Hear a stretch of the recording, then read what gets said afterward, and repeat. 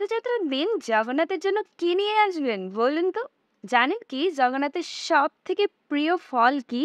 আর এইটি যে জগন্নাথের সব থেকে প্রিয় ফল তা সম্পর্কে একটি সুন্দর গল্প রয়েছে, সেটিও আজকে আপনাদেরকে বলবো। জগন্নাথের সব থেকে প্রিয় ফল হচ্ছে কাঁঠাল। আর সেটি সম্পর্কিত একটি সুন্দর লীলা আছে, সেই লীলাটি আজ আপনাদের বলছি।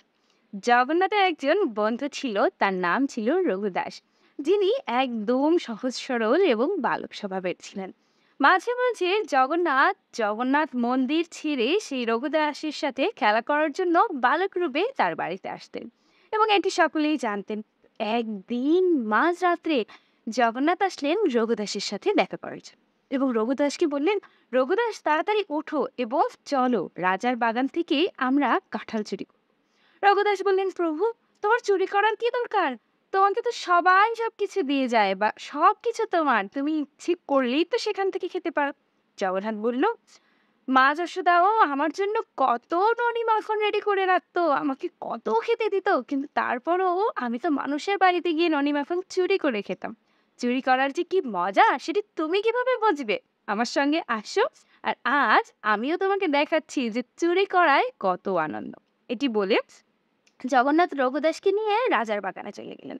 গিয়ে জগন্নাথ কি দুষ্ট, তিনি রঘুদাসকে বললেন যে, শোনো, তুমি গাছে উঠবে এবং সব থেকে সুন্দর এবং বড় কাঁঠালটি দেখে নিচে ফেলবে, এবং আমি সেটি ধরে ফেলবো, এবং তারপরে আমরা দুজন মিলে পালাবো। রঘুদাস সেটি শুনলেন এবং একদম গাছের চূড়ায় উঠলেন, সব থেকে সুন্দর কাঁঠালটি নির্বাচন করলেন এবং আস্তে করে জগন্নাথকে বললেন, জগন্নাথ, তুমি কি রেডি? জগন্নাথ বললেন, হ্যাঁ হ্যাঁ, আমি তৈরি আছি, তুমি ফেলো। এর মধ্যে জগন্নাথ একটু শব্দ শুনতে পেলেন এবং দেখলেন যে রাজার যে পাহারাদার, তিনি জঙ্গলের পাশ থেকেই যাচ্ছেন। জগন্নাথ তৎক্ষণাৎ সেখান থেকে পালিয়ে গেলেন। গাছের উপরেই রইলেন রঘুদাস, এবং তিনি তো জানেন যে জগন্নাথ নিচে রেডি কাঁঠাল ধরার জন্য।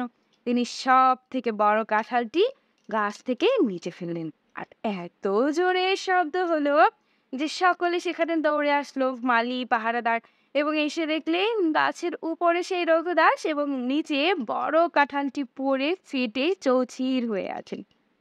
তারা তৎক্ষণাৎ রঘুদাসের ওখানে পাহারায় একজন থাকলেন এবং রাজার কাছে গেলেন এবং বিচার দিলেন। রাজা তো ভেবেই পাচ্ছে না, রঘুদাসের মতো এত সহজ সরল একজন মানুষ, তিনি কিনা করছেন চৌর্যবৃত্তি।